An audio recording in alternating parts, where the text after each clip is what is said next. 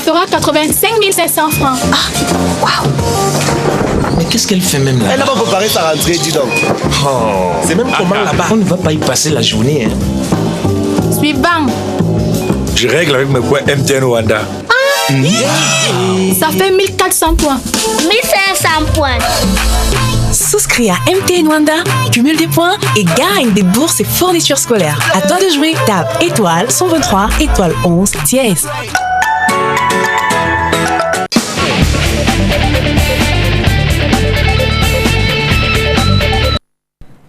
7h30 sur Spectrum Télévision. Le programme, c'est Good Morning Cameroun. Vous suivez, vous allez suivre à présent la revue de presse avec René Narcisse Moto qui nous a rejoint ce matin. Bonjour et bienvenue René Narcisse.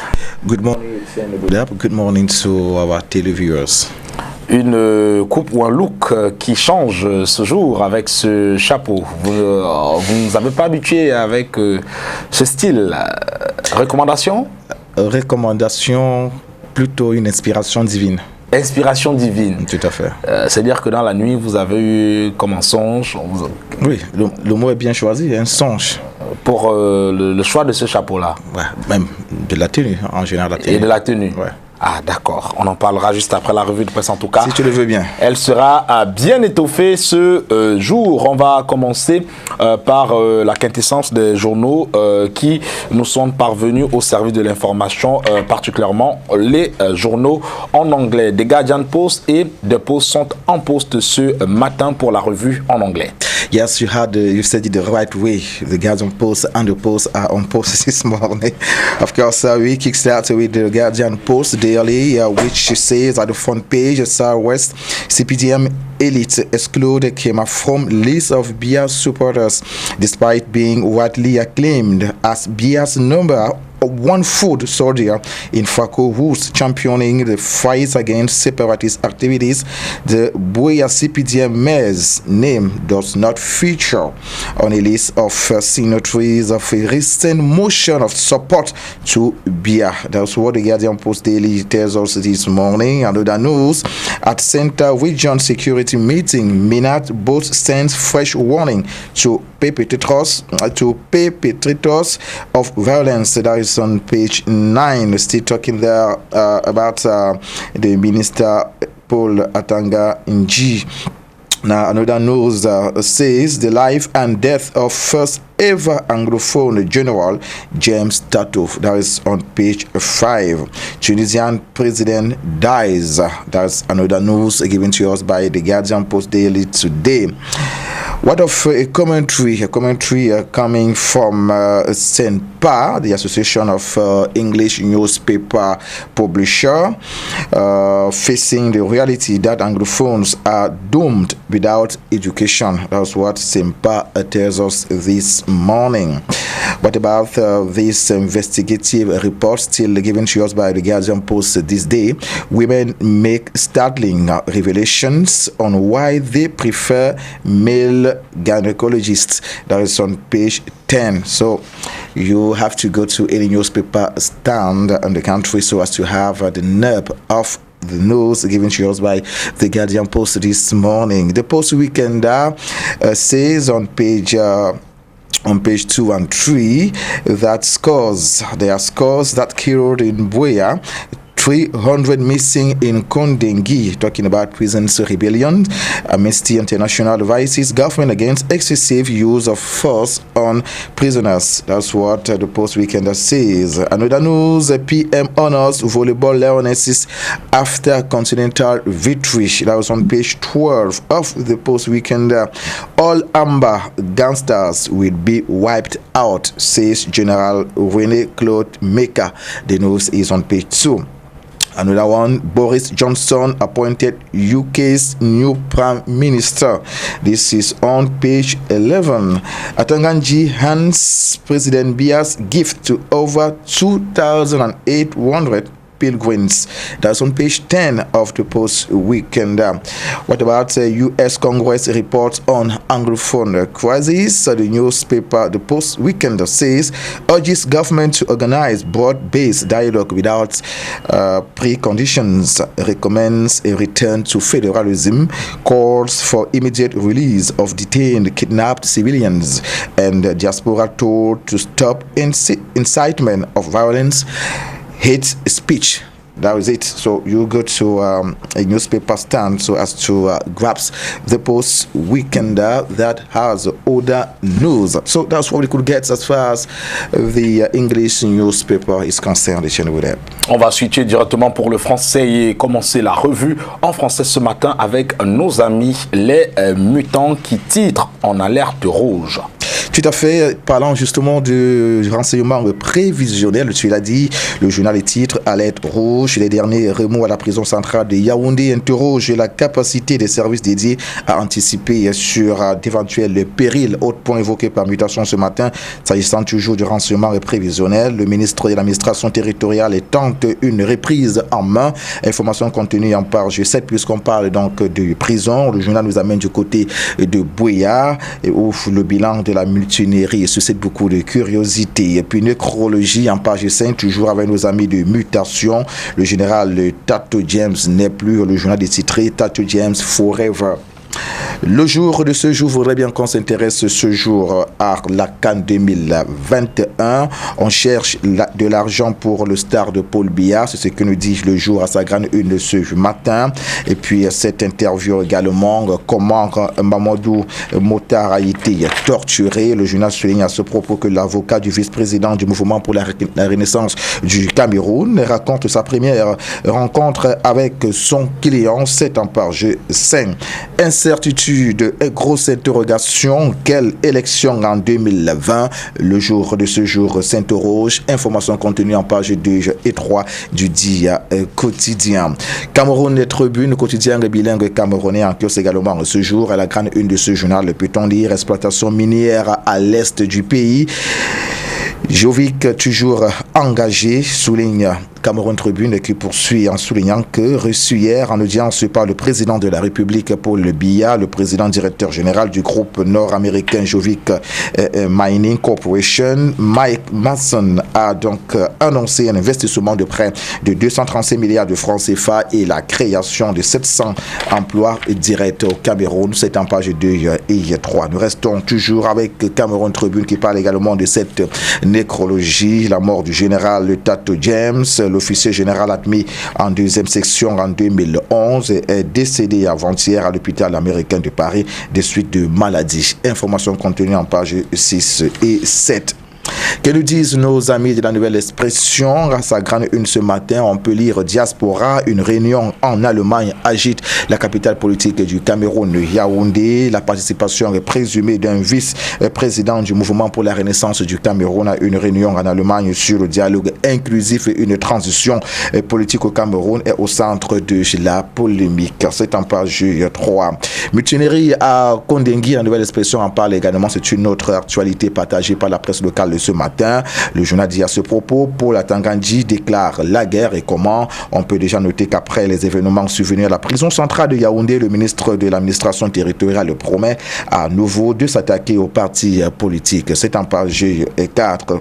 Et puis du côté de Kondengui, on souligne qu'il y a eu également mutinerie de ce côté. En Nouvelle Expression en parle également. La mise au point de maître Charles Nguini, l'avocat a tenu a précisé que le colonel Boutou, écroué à la prison centrale de Yaoundé, n'a jamais fait usage d'une arme à feu, comme l'avait affirmé un détenu. C'est en page 2. Crise anglophone, on en parle également avec la Nouvelle Expression ce matin. Le Nord-Ouest dans le noir, précise ce journal, que poursuit en soulignant que la fréquence des coupures d'électricité plonge la région dans le noir. La localité est sans électricité depuis longtemps. C'est en page 7. 2005.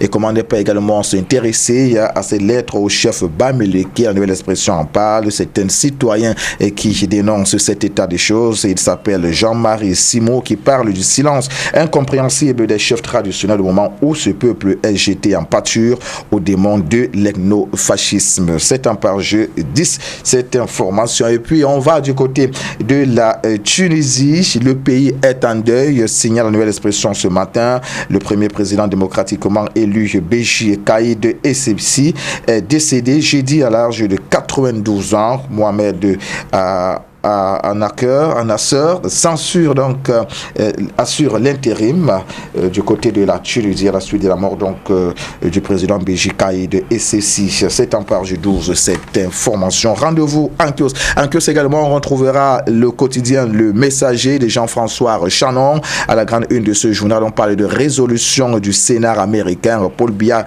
va-t-il enfin libérer Maurice Kamto? Grosse interrogation. Le président de la République sommet de se plier aux exigences de la Chambre des représentants du Congrès des États-Unis. C'est en page 3 cette information. Le journal voudrait bien également qu'on s'intéresse à l'éducation de base. Nous sommes dans la page 7 du quotidien.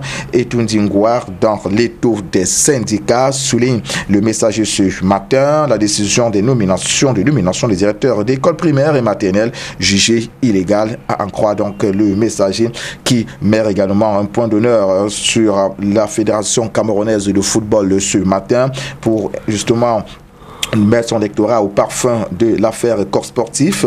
Le clair obscur souligne donc Le Messager. La question inscrite à l'ordre du jour de l'Assemblée générale extraordinaire. Ce jour nous en dira donc davantage sur cette problématique. Le quotidien de l'économie est aussi en kiosque ce matin. Le journal nous amène en zone CEMAC. Là-bas, on parle de ces 5 décisions du comité de politique monétaire de la Banque des États de l'Afrique centrale au cours de la réunion qui a eu lieu le 24 juillet 2019 au Tchad sous la présidence d'Abba Mahamat Toli. Il y a plusieurs résolutions ont été adoptées, lesquelles rendez-vous en kiosque. C'est en page dure cette information. Et puis le journal voudrait bien qu'on s'intéresse aussi à l'écosystème forestier. Le COMIFAC, ou plutôt la COMIFAC, recherche 7,248 milliards de francs CFA pour son fonctionnement. Entrepreneuriat. Phil John Technologies SA veut lever 460 millions de francs CFA, histoire donc de booster l'entrepreneuriat au Cameroun. Rendez-vous en kiosque, l'information est contenue en page 4. L'œil du Sahel de Guibaye Gatamar est aussi en kiosque ce matin. À la grande une, on peut lire insécurité. Il y a une cache d'armes découverte à l'est du Cameroun. Le journal voudrait bien aussi qu'on s'intéresse aux listes électorales. Seulement 37 536 nouveaux inscrits depuis janvier à l'extrême nord du Cameroun. Voilà qui suscite donc des curiosités. Souligne donc l'œil du Sahel de ce jour. Et puis un tour du côté du protocole où il y a guerre de succession à la chefferie de Marahoré. C'est en page 10 cette information. Le journal a bien voulu également qu'on s'intéresse à la pisciculture ce matin. Bientôt du poisson frais made in Marawa. Voilà qui suscite beaucoup de curiosité ce matin. L'information est contenue également en page 10. Et puis l'extrémiste violent et radicalisation. L'œil du Sahel voudrait qu'on s'y apesantisse également ce matin. Des journalistes sensibilisés du côté de Ouagadougou. C'est en page 8 et 9. Baromètre communautaire est aussi en kiosque ce jour. Avec ce journal, on peut lire mutinerie dans les prisons. Le journal a bien voulu se coller à l'actualité de l'heure au Cameroun. Le système judiciaire camerounais a désormais à la barre. La mutinerie du 22 juillet 2019 à la prison centrale de Yaoundé n'a entraîné aucune perte en vie humaine, mais l'incident révèle l'échec de la politique répressive adoptée par le système judiciaire camerounais. Autre point évoqué par ce journal Étienne Boudap, pour une capacité totale de 17 915 places au 31 décembre 2016. Les prisons avaient une population carcérale de 29 341 détenus, dont 16 439 prévenus et 12 902 condamnés, indique donc le journal ce matin. Et puis on peut se dire qu'avec 408 francs CFA de rations alimentaires par jour et 96 francs CFA par jour de frais médicaux, la prise en charge des détenus reste un véritable défi pour l'administration pénitentiaire, souligne donc Baromètre communautaire ce matin, qui parle aussi des Jeux africains 2019, bataille de leadership entre Lions et Panthères au Maroc. Gabon, la BDAC finance la diversification de l'économie. Voilà ce que nous disent nos amis de Baromètre communautaire ce matin, qui voudrait également qu'on reste en Afrique centrale où une école régionale des métiers de la culture est en vue au Cameroun, le pays vert ou jaune. Et puis il y a aussi le tri hebdomadaire le soir qui est en kiosque ce jour. À la grande une de ce journal, on peut lire spoliation des terres, le sous-préfet de Bagno et le directeur général de Boiscam pris la main dans le sac. Le journal précise qu'une requête aux fins de dénonciation a d'ailleurs été adressée au ministre d'État, secrétaire général à la présidence de la République, Ferdinand Ngongo. Les populations sur le pied des guerres, indique le tri hebdomadaire le soir, qui parle aussi des replis identitaires et appel au génocide. L'UPC dénonce et condamne cette option pour la déconstruction et la déstabilisation au Cameroun. C'est en page 4 cette information. Et nous sortons de cette revue ce matin, Étienne de Eboudap, avec le sillon panafricain. Le sillon panafricain qui est donc un nouveau bébé, un journal mensuel d'information et de prospective politique. Signale donc ce journal de ce matin. À la grande une de ce journal, une grande interview d'une avocate camerounaise très connue, Maître Alice Com, et qui souligne le peuple est le seul détenteur de la vraie souveraineté. Fin de citation, ce que nous dit entre autres Maître Alice Com, rencontré par l'équipe rédactionnelle du journal Le Sillon panafricain en kiosque donc ce jour. Et puis le journal voudrait bien qu'on s'intéresse à la lecture, un livre qui est désormais mis à la disposition des Camerounais. Il s'agit, l'auteur a pour nom Saye Mboumar Korom, voilà, j'espère que je n'ai pas écorché le nom. Au Cameroun, on parle donc du combat, le combat qui continue. De quel combat s'agit-il? Allez donc le savoir en kiosque ce matin. Et puis il y a également la mise au point de Ekambi Di Konger qui dit, je cite, Cameroun, les Boulous et la lutte de libération nationale. Fin de citation. En tout cas, autres informations sont contenues dans ce journal qui se veut donc la fenêtre. Qui se veut donc le journal des Africains, d'où le titre, le sillon panafricain, l'éloge du panafricanisme donc est bien démontré dans ce journal. Rendez-vous en kiosque pour en savoir davantage. Fin de la messe de ce vendredi, Etienne Eboudap. Merci infiniment René Narcisse Moto.